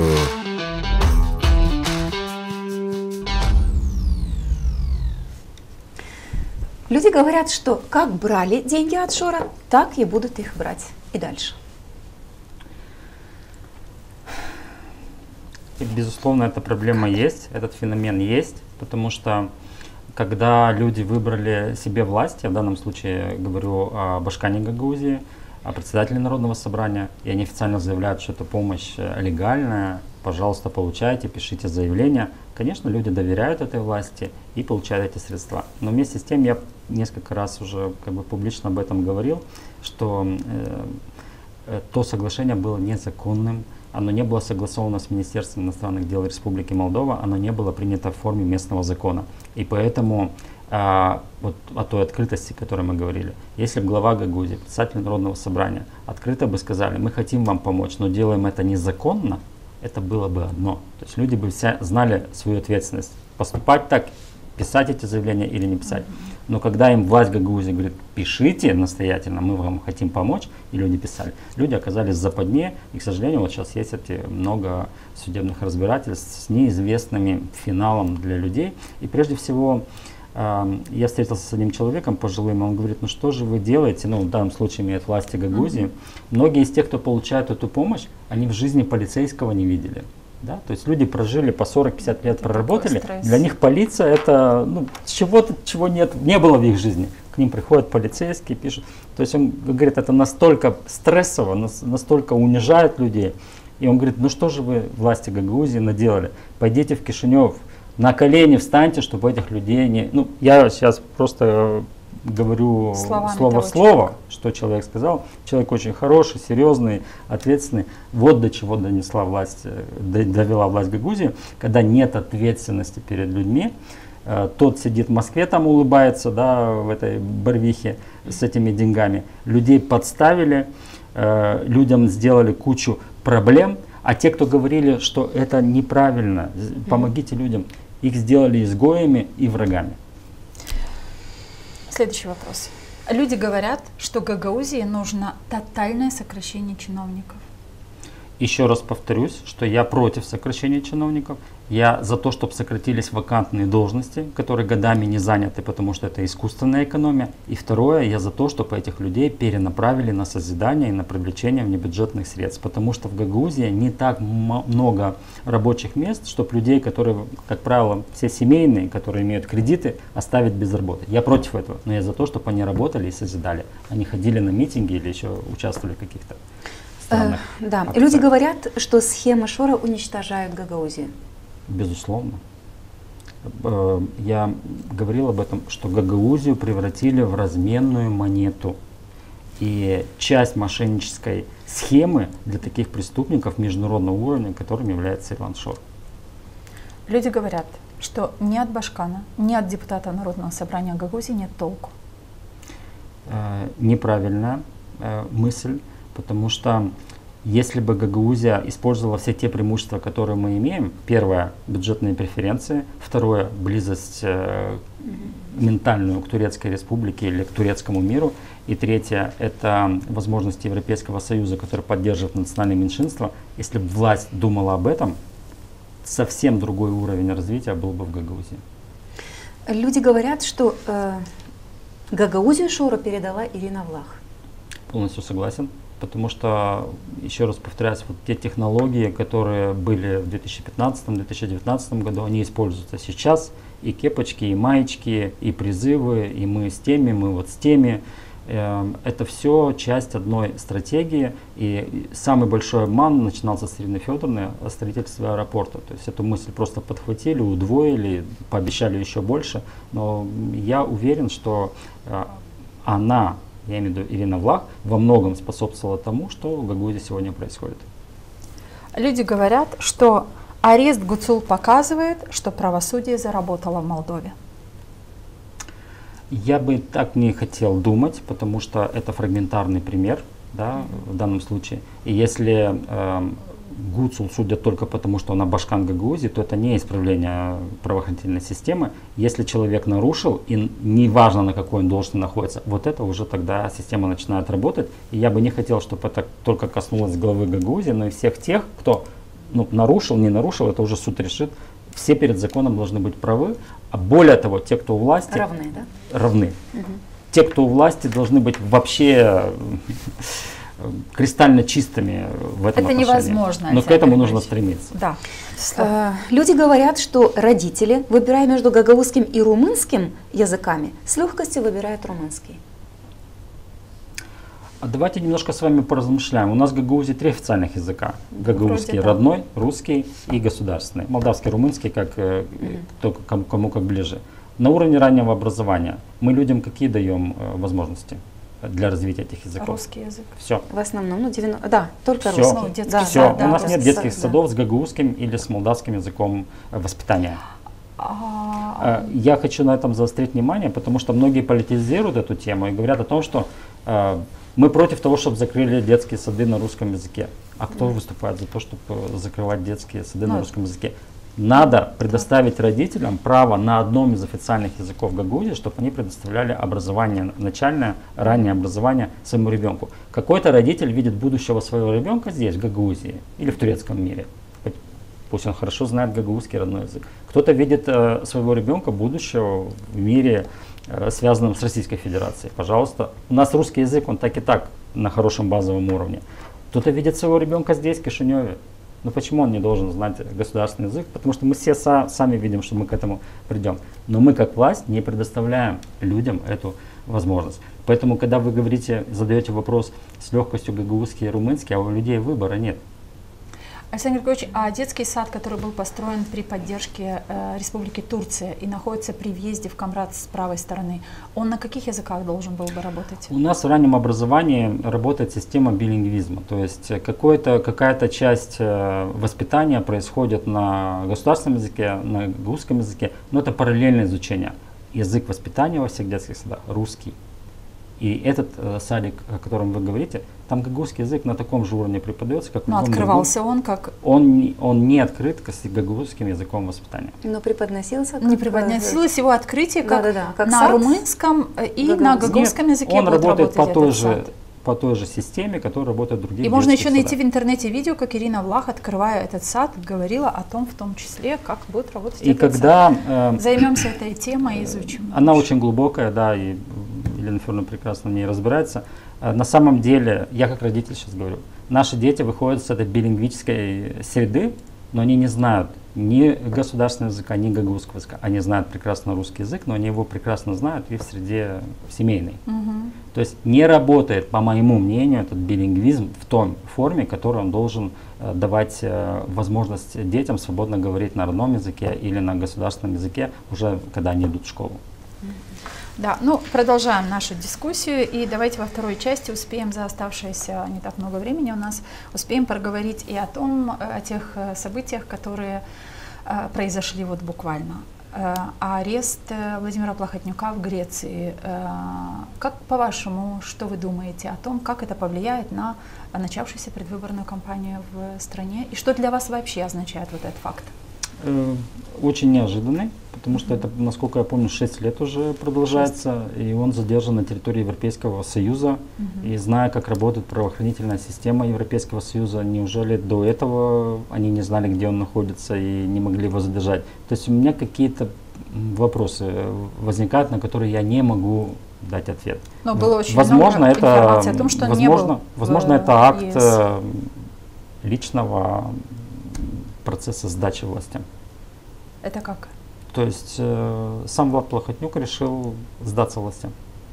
Наверное, вы допускаете, что это вполне возможно, когда человек успешный, человек, который многим руководил, находится буквально в изгнании, в ссылке. Наверное, это очень непростая ситуация. Изгнание это одно, а быть арестованным и, возможно, есть процедуры сотрудничества со следствием. Лучше какой-то срок отсидеть и потом быть свободным человеком в своей стране, со своей семьей, со своими друзьями, чем вот так бегать по всему белу свету. Возможно, чисто такая ситуация. Вы допускаете, что тот Владимир Плохотнюк, которого люди, которые интересовались политикой, знают, что сделал Владимир Плохотнюк с Молдовой и что он делал вообще в этой стране, вот такой человек, как Плохотнюк, может, вот как вы говорите, предположительно, это ваше предположение, прийти и, сдастся, что называется? Безусловно, мы все на этом воспитаны, что у каждого, даже самого темного человека, есть возможность покаяться и изменить свою жизнь. Иначе тогда непонятен смысл человека. То есть вы видите в этом больше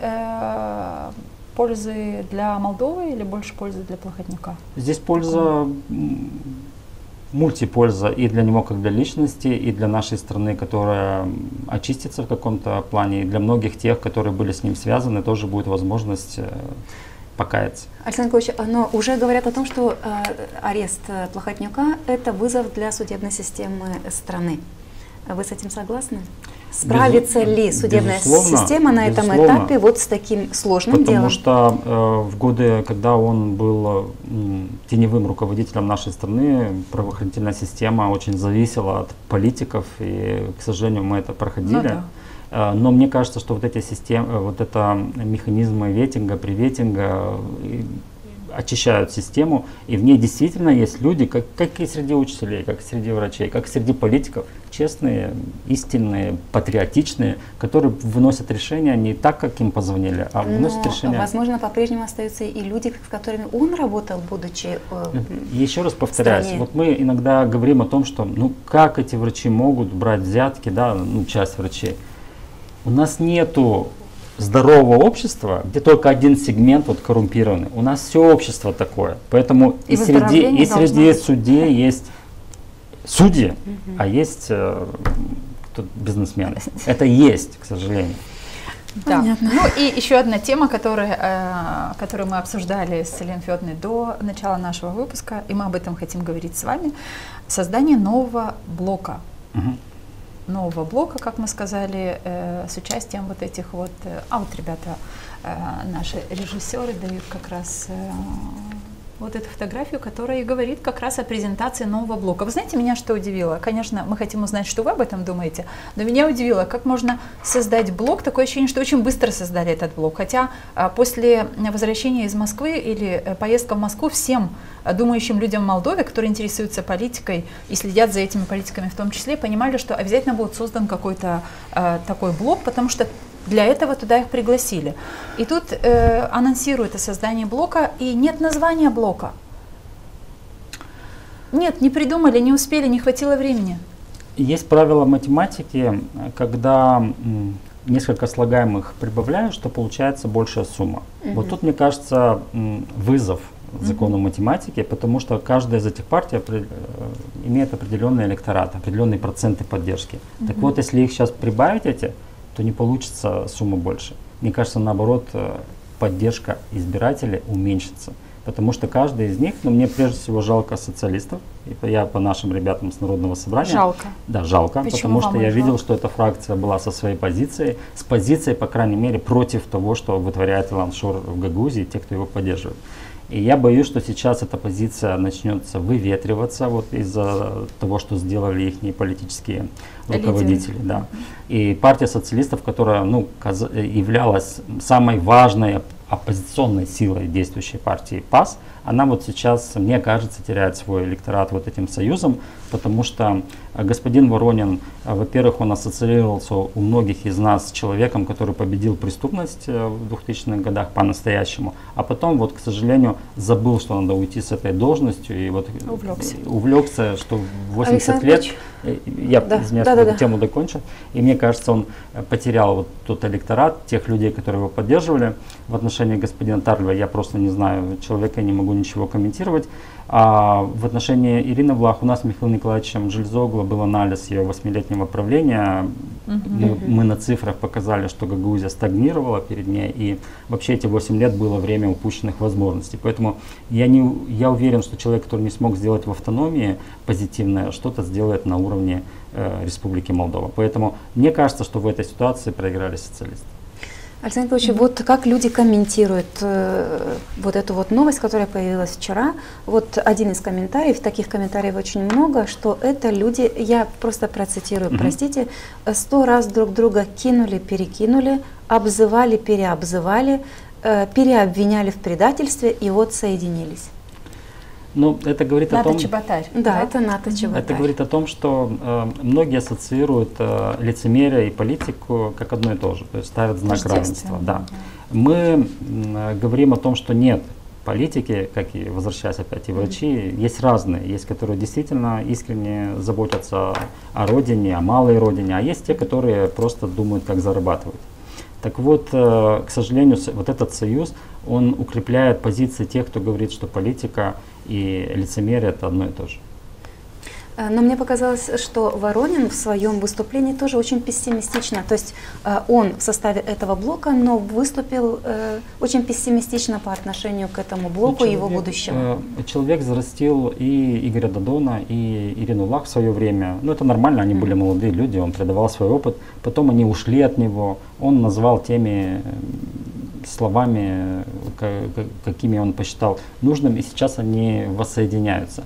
Но так случается, когда люди действуют не по своей воле, когда у них не своя повестка дня, а чужая повестка дня, и они в чужой повестке, в данном случае туда, куда их пригласили, в российской повестке они играют какие-то, у каждого своя роль.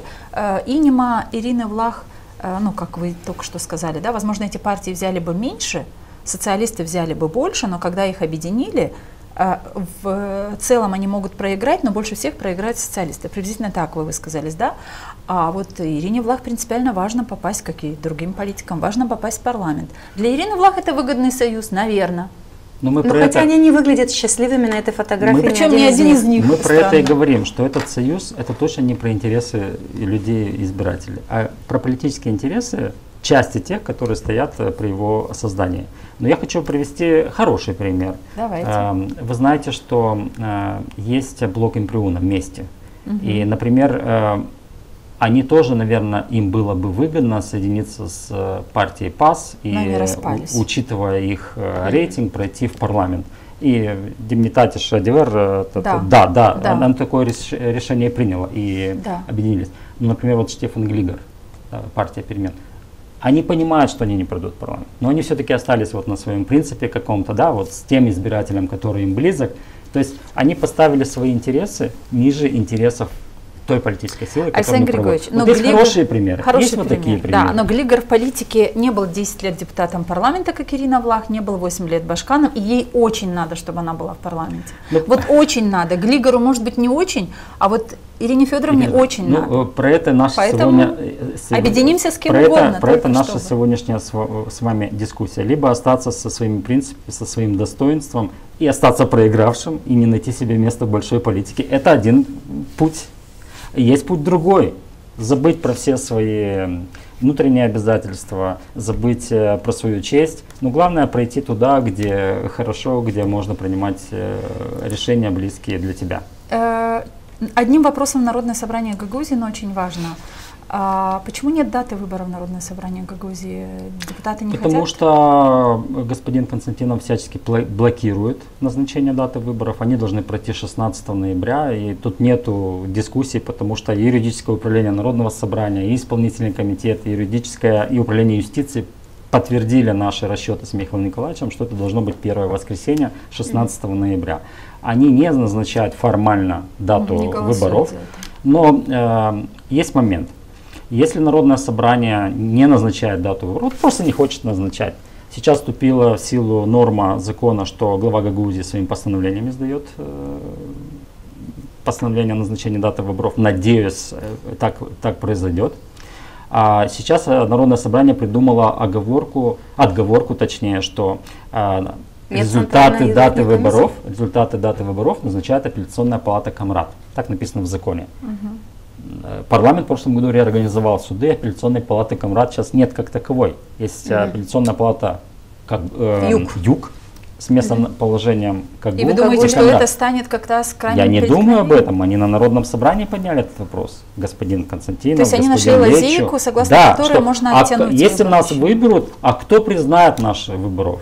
Хорошо, Александр Григорьевич, а Башкан, нынешний Башкан, готов назначить дату выборов вопреки желанию Народного собрания Гагаузии? Я очень на это надеюсь. Это норма закона. Но мы с вами сегодня говорили о том, что все нормы закона нарушались неоднократно и не соблюдаются ни одной, ни второй стороной. Но у нас остается слово о том, чтобы об этом говорить людям, о том, что, если мы, те, кто пишем законы, их не соблюдаем, какой эффект вы ждете от нас, я имею в виду избиратели? Если мы просто вас обманываем, не выполняем законы. Скажите, вы чуточку выше говорили о том, что либо остаться своими принципами, да, и с достоинством вести свою работу. А вы готовы, когда-то же будут все равно выборы в Народное собрание Гагаузии, и мы так понимаем, что вы намерены продолжать предлагать избирателю за вас проголосовать, да? А вот сегодня люди, которые отстаивают свои принципы, остаются с достоинством, открыто называют вещи своими именами и говорят о том, что ШОР — это очень вредно для Гагаузии и никак не полезно, а вот обманули вас, и в это надо понять, принять, и надо как можно быстрее избавиться от всего шоровского автономии. Вы понимаете, что люди могут отрицательно относиться к тому, о чем вы говорите, и быть не согласны с вами, и могут не поддержать. По-разному, да, проголосовать и не оказать эту поддержку.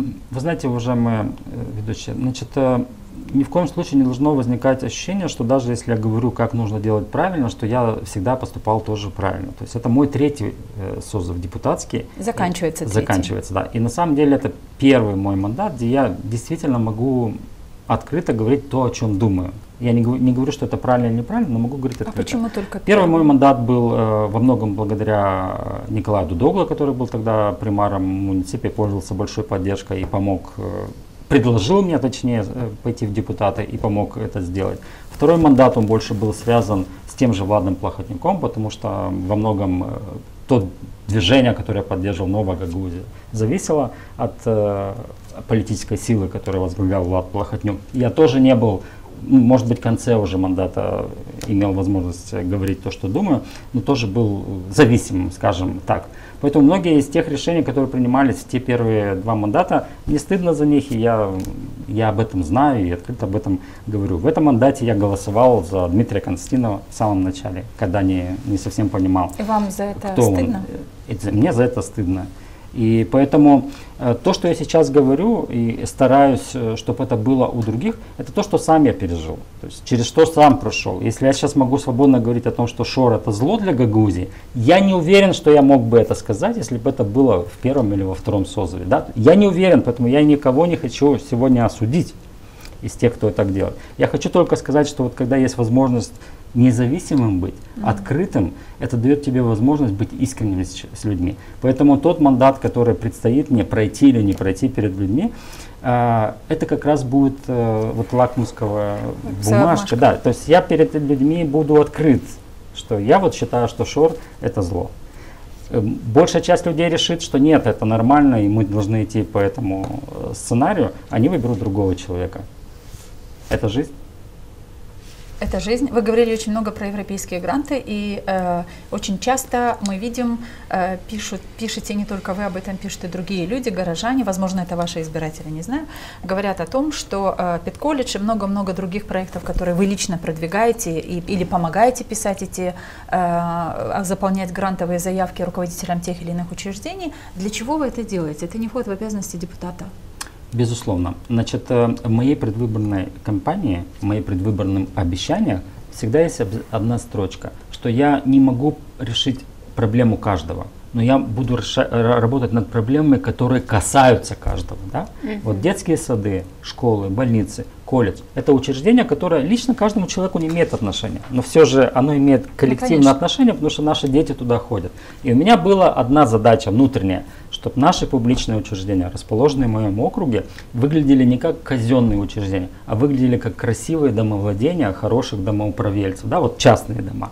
И нам, в первую очередь, низкий поклон Игорю Гусейнову, который мне во многом проектах помогает. Все наши детские сады, все наши школа или колледж или другие публичные учреждения, расположенные в нашем округе, получили вот эту жизнь эстетичного, красивого учреждения. И это не миссия депутата, потому что мы занимаемся законотворчеством. И за это мне люди платили зарплату, когда я там работал. Сейчас но мы не говорим про то, что законы большинства написаны. То, что грантовые, это уже душевная, это уже общественная работа. И поэтому я, когда много говорю об этом про исполком деньги за это получают. И вот они должны этим заниматься профессионально. Александр Григорьевич, можно еще вот такой вот вопрос? Мы сегодня очень много говорили о том, что в автономии не так, что мы хотим все видеть по-другому, чтобы Народное собрание выполняло свои функции, исполнительный комитет свои, чтобы работали эффективно, приносили пользу нашему обществу. Вот если бы у вас лично появилась такая возможность сделать полную перезагрузку жизни в автономии, вот с чего бы вы начали?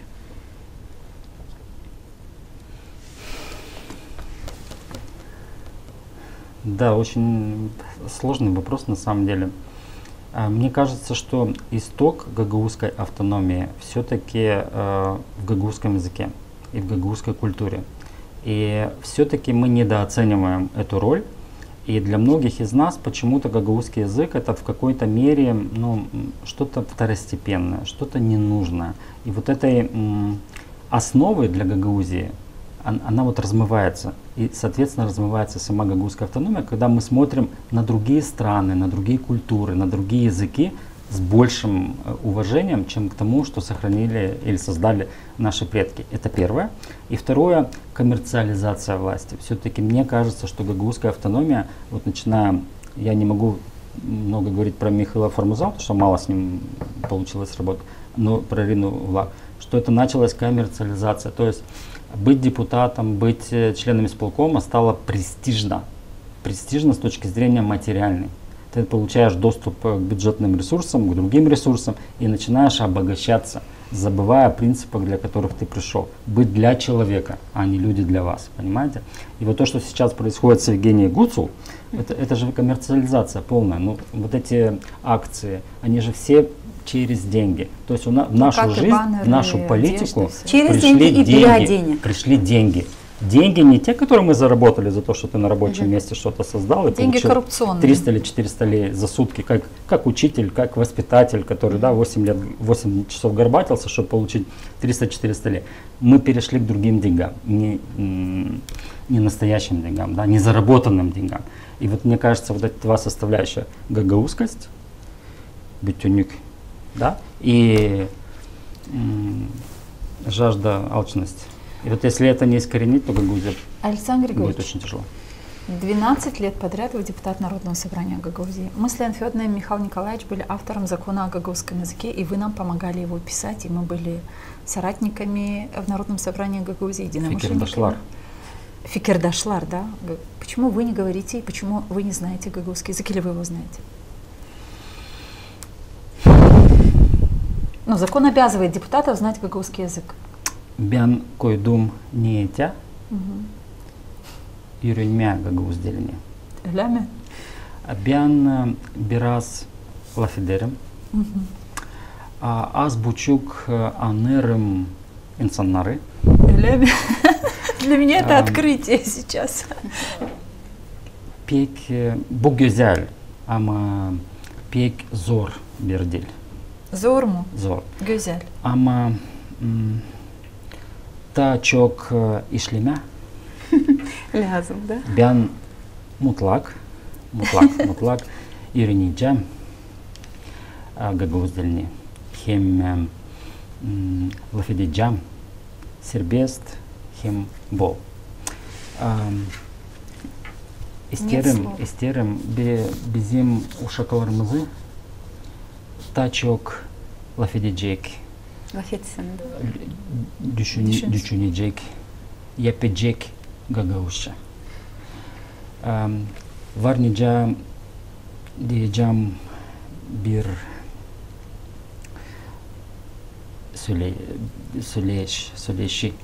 Сулеши. Ачан кюкюн кави, даалар, дауэр. Когда корни сильные, и дерево хорошо растет. Александр Григорьевич, я сегодня начинала этот выпуск с того, что были сюрпризы. Да, на политической арене нашей страны, в Гагаузии, но вот это сегодня сюрприз. Лафидин Гагаузша.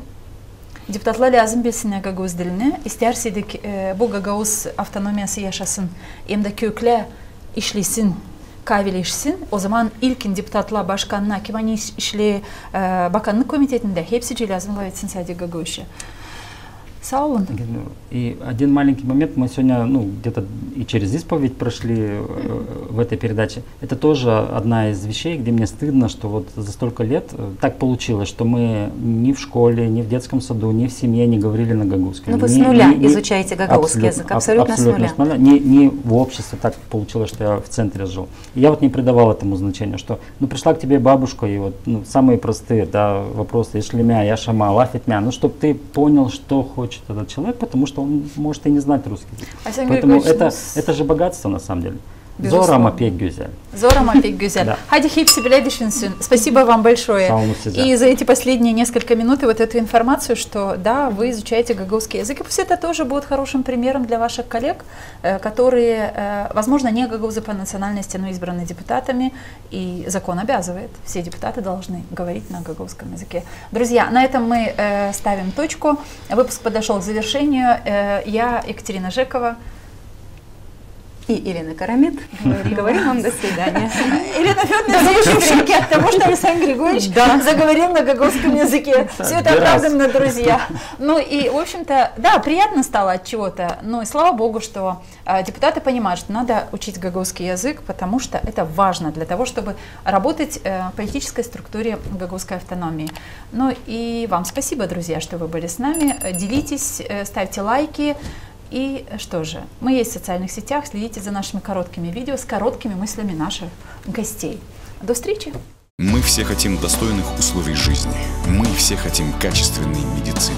Мы все хотим хорошие дороги и коммуникации. Мы все хотим высокие зарплаты и пенсии. Мы все хотим, чтобы работали законы. Мы все хотим лучшего для Молдовы, и это нас объединяет. Значит, мы единомышленники.